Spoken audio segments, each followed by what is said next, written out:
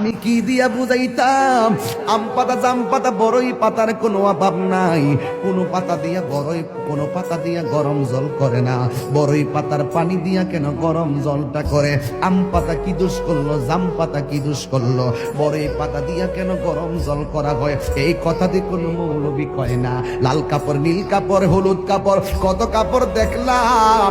কবরের কাপড়টা কেন ভাইজান সাদা? এই সাদা দিয়া কেন কাফন করা হয়?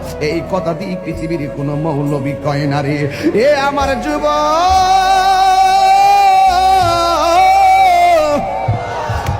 কি দিয়া বুঝাবো কবরটা কেমন ডেঞ্জারাস?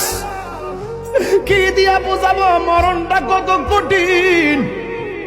কি দিয়া বুঝাবো তাহিরের যে একটা দিন চলে যাওয়া মানে হলো আমার জীবন থেকে চিরদিনের জন্য দিনটা চলে গেছে।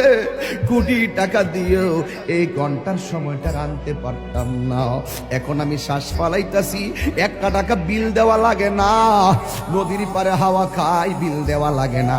পল্লী বিদ্যুতের ফ্যান বাতাস খাইলে বিল দেওয়া লাগে। আইসিইউতে ঢুকে গেলে দিনে 50,000 টাকা গোনা লাগে। আমার আল্লাহ যে কত নিয়ামতের বাতাস আমরা ঢুকাইতেছে, বাইরে কইরাইতেছে, 1 টাকা বিল নেই না। আল্লাহ কয় বিল লাগতো না, শুধুমাত্র তোরা 5 বার আইসা কপালটার মাটির মধ্যে লাগাইয়া দিবি।